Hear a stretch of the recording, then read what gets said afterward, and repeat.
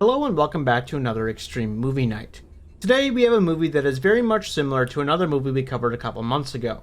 The movie we covered then was a movie called Threads, a British film about what would happen if nuclear war broke out and the devastating effects of the fallout. Today we have a very similar film called When the Wind Blows, though this one is animated and it is said to have traumatized many a British citizen when it was released way back in 1986. It is written by Raymond Briggs and directed by Jimmy Murakami. It is considered one of the most disturbing and depressing apocalyptic films of all time. It also has a very unique art style that is quite impressive, a combination of stop motion and traditional animation. The main characters are drawn traditionally and all the backgrounds are stop motion. This film is one of the most remembered animated adult films of all time. It is up there with Grave of the Fireflies and Angel's Egg, which is one I want to cover eventually too. It was released theatrically and then later to home video players. But if you don't know how we do things on this channel, let me break it down for you. We start out with an intro, which you are listening to now, where we discuss the movie and its writer and directors. Then we get into the summary, which is the longest part of the video, where we summarize the film. Then finally, we get into the analysis, where we discuss the themes and messages of the film, which in this case, they are pretty obvious, but we're going to go over a small analysis anyways. But before we start, next week we have another Extreme Movie Night, or perhaps a horror video game review. And then the week after, we will finally have the 100,000 subscriber special, with an in-person intro, which involves a face reveal, and then an Extreme Book Club video with Dracula. So I hope you are excited for that, and if you are, make sure to subscribe. I'd recommend you watch it yourself first, however the full movie for this review is on YouTube for free. But without getting further into it, let us get into When the Wind Blows. The movie starts with a live-action footage of military vehicles going somewhere and British officials watching. The song, When the Wind Blows, by David Bowie plays in the background as it happens. A newspaper is then shown of that event and a man looks at it. Our main character, James. He sees it, sighs, and then walks away. Then the title screen superimposed over it, When the Wind Blows. It then shows the British countryside with some windmills and a bus driving through it. James is on this bus and a young couple messes around on it. James just smiles at them though and then gets out of the bus. He walks up the road for a while and he looks up at the sky and sees beautiful clouds. He arrives home to his British countryside home and sees his wife. He goes inside to the kitchen as the David Bowie song ends. His wife greets him and asks if he had a good morning. James says, well, his life's a little slow. And his wife says, well, you are retired, James. He looks at the window and his wife asks, what's wrong? James says, the newspaper says that the powers that be say there may be a preemptive strike on the communists. A war is on the horizon. His wife, Hilda, doesn't seem too worried about it though. James says, well, the war might break out any time. Hilda says that, well, if worse comes to worse, they'll survive. They survived World War II, so they can survive this one too. It'll take more than a few bombs to get me down, Hilda says. They turn on the radio and it says that the Prime Minister says that war could break out in just 2 or 3 days. James shakes and it all sinks in finally. He says, 2 to 3 days? That's really soon. He got leaflets for what should happen if the bomb does drop though, from the library. He says they have to construct a fallout shelter on their house. His wife doesn't really seem to care though. James says they need to take the doors off their house and make a lean-to.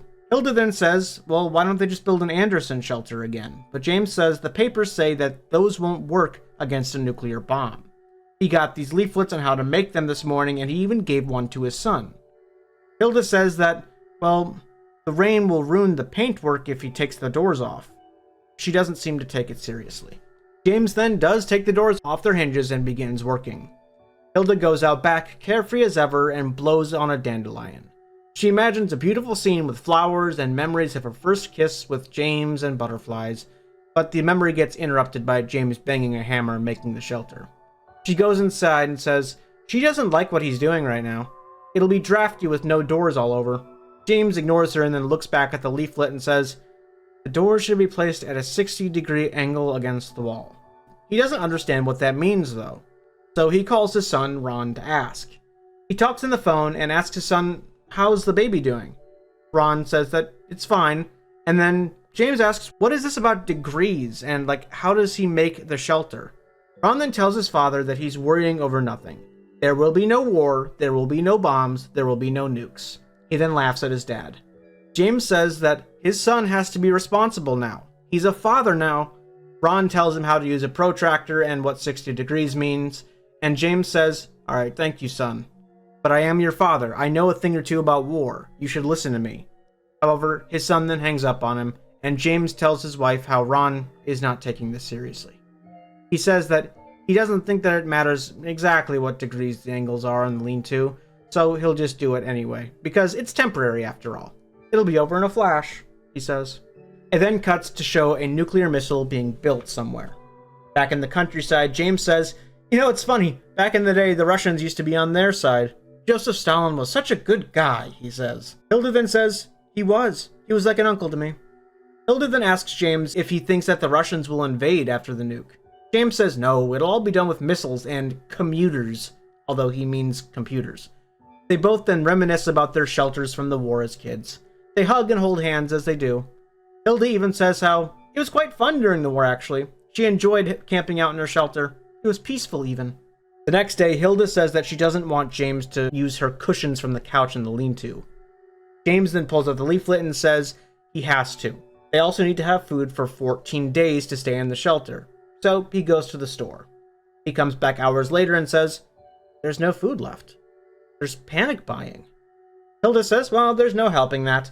There's a war happening after all. But they both seem to be in weirdly good spirits. Then James starts painting the windows white. It's apparently supposed to keep the heat out. Hilda chastises him, but smiles after. James then continues to read the leaflet and tells his wife to come check out the lean-to. She does so, and she asks, why doesn't he make it wider? They'll be like on top of each other in here. But James says that the leaflet says it's gotta be constructed this way. Hilda complains and asks, well, what happens if they had more people in the family? They all couldn't just be in this lean-to. James then thinks about it and he says he doesn't know. But they should put whatever food they have in the lean-to. Hilda asks why, and James says, well, they have to have food in it because they can't leave the shelter for 14 days. Hilda says, oh yes she is. If she has to use the bathroom, she has to leave the lean-to. But James says he's confused. She's right. How are they not supposed to leave the shelter? How are they supposed to use the bathroom? They say, well, they'll figure it out. Later, James and Hilda get water rations ready as well and put them all over the house. They continue to put things in the lean-to, and James reads the leaflets, and there is a lot on them. It says a bunch of things about a bunch of different directions. But then he pulls out a second leaflet and says, but this leaflet says something different. They're confused because there's different directions from different leaflets. James then puts his mattress in the lean-to and says, well, he'll just kind of figure it out. Hilda then asks James, if there's going to be a war, who do you think's going to win? James says, well, the United States and England, of course. We have nuclear weapons. The Russians may invade, and then the Americans will then bomb the Russians and then establish democratic principles in Russia, James says. And believe it or not, that is the worst case scenario, James thinks. The leaflet then says to put their birth certificates and medical records in a box, obviously for identification if they are found, if they are dead, but they don't seem to understand that. Planes and submarines get ready across the world, and things are escalating now. In the countryside, a few hours later, Hilda asks, who's in charge of the Russians nowadays? James says he doesn't know, but he has to put things in front of the windows. Hilda then asks, but who's in charge of us? Who's in charge of England? She suspects one of the commuters, maybe. She wants to write a letter to their leaders saying, please do not drop any bombs. They are tired of war. James says that's a good idea. James then continues looking for things on the list for the lean-to. It's got a lot of stuff that they just don't have. It's nearly impossible to get it all. He then says, well, he wants her that you're supposed to get inside of large paper bags when the bombs go off. He doesn't know why or if that was a joke or not, but he did hear that. So he gets paper bags out, and his wife laughs at him after he puts one on and says he looks silly. Then he says, I wonder if I should make eye holes in the bag. They continue discussing what color clothes they should wear for when the bombs drop, and then all of a sudden, the radio springs to life. And it says that an enemy missile has been launched and it will arrive in 3 minutes. James then hilariously says, come back, you stupid and get in the shelter! How dare you talk to and yes, that beep is in the actual movie. They then both run to the shelter, and it happens. Buildings and vehicles are obliterated. Structures fall, and people die. It's a feverish nightmare of carnage and death. After it's all over, an out-of-place pretty song plays as the screen shows the wedding of the couple. A nice montage of photos of the two growing up and having their family. It's very juxtaposed with the previous carnage. It then zooms out as the wedding photo shatters, and it's broken from the bomb. After it's all over, all they can do is curse to themselves. James says he thinks that was it. He checks on Hilda, and she says she feels fine, she's just shaky after the bomb. James says that's okay. They're all in one piece at least. They get up and they say that the heat and light of it was absurd. It's still hot even now. James wonders how close they were to the epicenter of the bomb. Hilda says from the looks of it, they were at the epicenter of the bomb. There's no way the destruction could be worse. She looks all around at her house, all destroyed. Look how bad it is. She cries and says she'll never get this house clean again. She says she hopes the cushions aren't ruined. James says there's more important things than the cushions right now. Hilda tries to leave the lean-to, but James yells at her to stay. He says that they have to stay. But Hilda says the bomb's over. There's no need to stay in the lean-to anymore. James says, but the fallout will hurt them. Hilda says she doesn't care. She refuses to go to the bathroom in the lean-to. The screen then shows all of the destruction of their house. It is truly almost all destroyed. As they go to sleep on the first night, it shows the outside is all dark and red. The next day, Hilda gets up and says she wants to get out of the shelter. She doesn't want to stay in there. James says they're supposed to stay in the shelter. He then shows her the leaflet and shows her where it says that. And he says they have to keep a clear head. And the leaflet says to do that, they should tell stories. Hilda says she doesn't want to tell him a story. James says, okay, then they can discuss how they will adapt after the bomb fallout is gone and their new lives. James says that everyone should come together and work together. They can overcome anything. Later, James decides to read so that he can keep busy. He reads out loud some stuff about missiles, after which Hilda says that knowing about the stuff didn't really help them from getting bombed, so why is he talking about missiles now? Why does it matter? After which James says maybe she's right. He once read about something called MAD, or M-A-D, in the library. Mutually Assured Destruction. Before James can explain, they decide it's time for bed on day 2. The next morning, James clears his throat and asks, how you feel? Both of them say they're really achy and they have slight headaches. James says it's probably the stress. James then stretches and gets out of the shelter. He says he wants to go make some tea, but when he goes to the kitchen, he realizes there's no running water anymore. Hilda says, well, then use the water they bottled all over. James says, good idea. But then he realizes that most of the bottles were destroyed in the blast. They didn't put them in the shelter. He finds one bottle that didn't get destroyed and he tries to heat it, but they don't have electricity either. So he goes to the gas stove and makes tea. But Hilda says that she has a horrible headache even after the tea.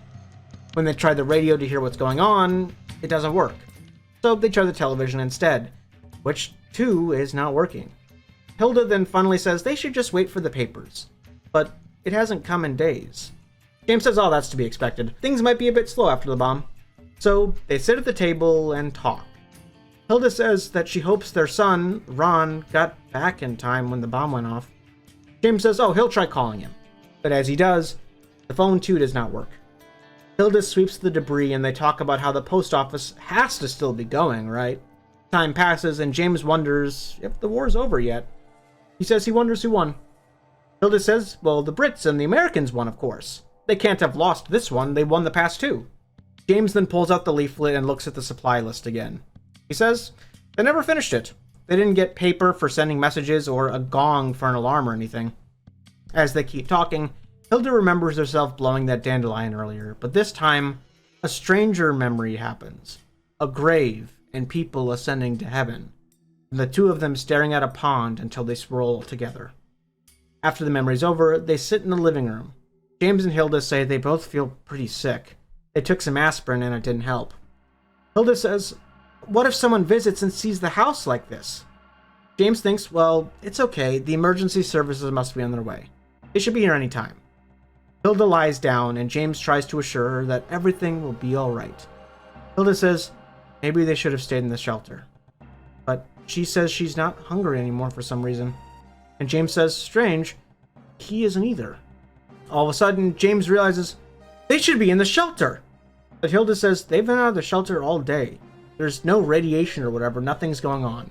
They can't see anything or feel anything, so there's no such thing as fallout. They then go to bed, and Hilda throws up 3 times in the night. The next day, they go outside to look around, and it's devastating. Everything is burnt, and everything is ashes. No leaves on the trees, or anything left in the garden. They hear a howl in the distance. As they hear it, they walk towards it, and see that their entire yard is ash too. Hilda looks up and says, "Do you see any fallout, James?" But James says, "No." He figures that fallout looks like snow. Hilda then says it's foggy and cloudy though, and it doesn't seem to be clearing up. They look around more, but then it zooms out and we see bodies of animals, and then more animals dying in the world. Hilda says everything smells like it's burning. It smells like roast meat. James says, oh, everyone must be eating dinner. But then Hilda says that the road looks like it melted. James ignores his wife and then says, I wonder who's winning the war. But the paper isn't here to tell us, so I guess we'll have to just wait for it.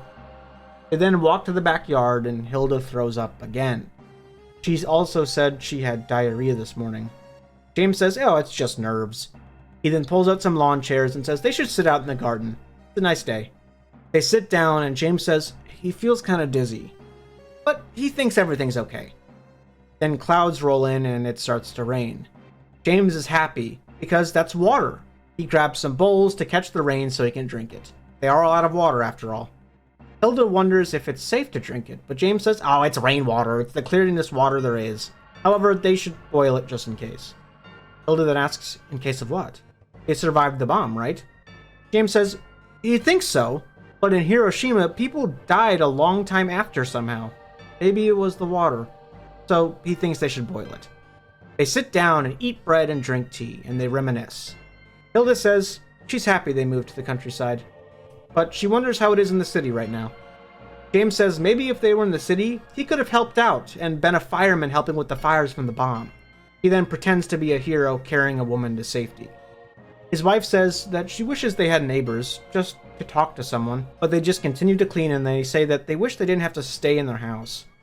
James says he wishes he had a pint of beer at a bar right now, but he says a lot of people's lives will be changed by this bomb. He says he wonders if the Americans will come here. Maybe then they'll help him out. Maybe the Russians will help them out too. His wife then reminds him that the Russians are the enemies this time. He says, wait a minute. Does that mean if I see a Russian, I'm supposed to kill him? I can't do that. Then he imagines one breaking down his door with a Tommy gun. He asks, what is he supposed to do if a Russian breaks down the door? Hilda says maybe they could offer the Russians a cup of tea. But then James says, but then they'll be traitors and be taken to concentration camps if they help the Russians. Or maybe the Russians themselves will put them in camps. Hilda says that she once saw Russians on the TV and she thought they were nice. James says, well, he's sure that some of them are nice. In World War II, some of the Germans were good guys, just not the Nazis. Later, Hilda says the water's all gone again, and now she is drawn with her eyes sunken in her head. James keeps a brave face and jokes that maybe it was the American missile that accidentally bombed them and it fell short. But his wife is slow. She doesn't laugh at this. She's sick. She tries to keep occupied by asking James, how do bombs work? James eats and tries to explain, but Hilda says, actually, she doesn't want to hear it. And she's not hungry anymore. She listens to her husband a little bit more about bombs, and then she cries out that she's so sad about all of this. It's finally getting to her. She breaks a plate and breaks down, but James says they need to stay in good spirits. But James says he's feeling sick lately too. He is now drawn gaunt and sick. He says he wants some more tea, but they have no water. James then asks, what can we even drink? He shakes his wife, but then they hug. James says he's so thirsty, he's sorry for shaking her. They then take a little candy and split it, a very tiny candy. There's not much food left. Later, Hilda screams upstairs that there's a rat in the toilet. She cries and screams, her voice now hoarse. James tries to calm her down, and he says he'll go to the store in the morning and get some rat killer. They walk down the stairs, and Hilda says she feels really sick. James sits her down and asks, "Why are your lips red? Are you wearing lipstick?" But she says no. She looks at herself in a mirror, and she says her gums are bleeding and it's all over her lips. James says that, well, it just has to be her dentures messing up. She should go to the dentist tomorrow. Hilda says there was blood in her stool as well. James says, well, that's a common thing for old people, right? He'll get some medicine. Hilda drops the mirror and says she feels she's going to throw up again. James tries to comfort her and asks her not to cry. He says maybe this is all from the vibration of the bomb. Then a low droning can be heard in the background. James says there can't be anything wrong with her. It's nothing. He then looks out the window. Finally, much later, they both sit and cough lying down in the living room. James says he wants some tea, but Hilda doesn't even hear him and just asks, do you think the cows will be affected by the bomb? James says, oh no, he doesn't think so. The cows are in the countryside. Hilda says, but they live in the countryside too, and look at them. Hilda says, they should just sit here today and wait for help to arrive. James says he's sure the emergency services must be close now. Hilda says that, no, I hope Ron got home all right. James laughs and says, Ron's a sensible boy. He must have. Hilda then tries to get up, but James's eyes go blurry. He's having trouble seeing. Hilda then notices there's funny spots on her legs. James says, oh, it just must be an old person thing. Hilda says she isn't so sure. He looks bad. James says, look on the bright side. Look at my arms. Even I have funny blotches. It must be nothing then. He says he's sure that it'll clear up. Hilda says her throat hurts so bad. So bad. James says him too. Hilda then says she's tired. She wants to turn in early for the night. James agrees. He says that this whole bomb situation's bound to take it out of all of us. An early night's a good idea. Hilda then pulls at her hair and clumps of it come out. James says it's okay, it's just in her head. Women don't go bald. Hilda then strangely says, maybe they should get into those paper bags. She's delirious. She says maybe bombs will drop on them in the night again. James says, yeah, maybe. They go to the next room and they put the paper bags in themselves. James tries to keep it light and says this must be what it feels like to be a potato. They both laugh, but very weakly. Hilda says they should just wait here for the emergency services. They then go inside the lean-to, and James says he knows the government will know what to do with him. The powers that be will get to them in the end. Hilda then asks, does he still have the box with the birth certificates in it? James says, of course. Hilda then says they should pray. James says, who? To who? Hilda says, to God, of course. James says, oh yes. He says they should. He tries to start praying, but can't remember the words. Hilda reminds him the start of the prayer, and he says, oh, that's right. He prays, and he gets weaker as he does. Hilda then says, you're doing a great job. James then slows down and says, he can't remember the rest. Hilda just says, it was nice what he remembered. James then says, that's right. In the shadow of the valley of death. And then Hilda says, James, please stop. I'm tired. The movie ends as a shot of them in the shelter ascends to the clouds. That's it. It's not hard to understand what this is saying. There's no real underlying theme that's hard to discern here. It's just very depressing. But let's go over the very obvious message in brevity real quick. Nuclear war, bad, obviously. However, there is a little more to it than that. No one in this movie really takes the bomb seriously until it's too late.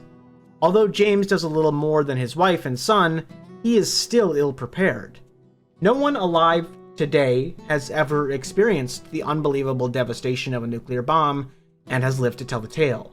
Not in the way that is depicted in the movie, at least. And if there is, they are probably very old and very few and far between. It is something that cannot be put into words or shown in media easily. I'm not speaking on authority, obviously, because I obviously haven't been anywhere near a nuclear bomb or even war itself in my lifetime, and I'm grateful for that. However, something I have noticed in all media that I've consumed about nuclear war that is based on actual people's accounts is one single thing. Whenever the bomb goes off, something changes in the movie. Yes, obviously it would, but there's a certain feeling a nuclear bomb going off gives off in almost all media. Before the bomb, life is always depicted as quote-unquote normal.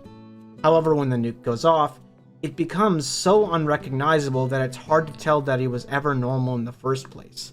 The contrast between the two feelings is something that haunts me and something that I'm actually quite scared of.